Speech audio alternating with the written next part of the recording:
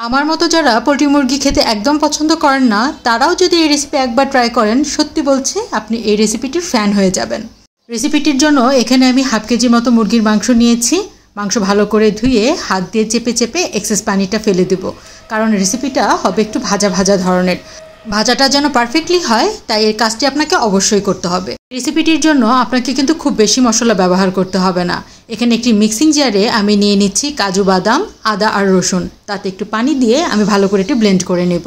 আর এই রেসিপিটির game changer হচ্ছে মুরগির এই মশলা। এখানে কিন্তু সবগুলো উপকরণই দেওয়া আছে, তাই আপনাকে আলাদাভাবে কোনো মশলা ব্যবহার করার দরকার নেই। মাংস যেন খুব বেশি ড্রাই না হয় এই কারণেই আমি পেস্টটা ব্যবহার করছি। তারপর সবগুলো উপকরণ দেওয়া হয়ে গেলে সাথে দিয়ে দেবো একটু মরিচের গুঁড়ো।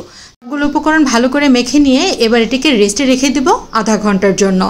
এবার একটি প্যানে নিয়ে নিচ্ছি বেশ খানিকটা তেল, তারপরে দিয়ে দিচ্ছি সেই ম্যারিনেট করা মাংসগুলো ভালো করে ভাজতে থাকবো এবং বলতে পারেন 80% মতো ভেজে নিব। মোটামুটি 80% রান্না হয়ে গেলে এবার দিয়ে দিব কিউব করে কাটা ক্যাপসিকাম, টমেটো আর পেঁয়াজ। এবার কিন্তু খুব বেশি রান্না করব না, 2 থেকে 3 মিনিট রান্না করে নেওয়াই যথেষ্ট। এতে করে সবজিগুলোর ক্রাঞ্চিনেসটা একদম ঠিকঠাক থাকবে। আর সাথে করে নিয়েছিলাম আমি একটু হার্ব রাইস। এবার আমি একটি প্যানে তেল গরম করে থেতো করা একটু রসুন হালকা করে ভেজে তাতে দিয়ে দিয়েছি বাসি ভাত, আর সাথে দিয়ে দিয়েছি অরিগানোর পরিবর্তে কিন্তু আপনারা মিক্সড হার্বও ব্যবহার করতে পারেন। আর দিয়ে দিচ্ছি লবণ আর কালো গোলমরিচের গুঁড়ো। ব্যাস এইটুকুই। এখন রাইসটা ভালো করে ভাজা হয়ে গেলে দুটো জিনিসই গরম গরম সার্ভ করুন।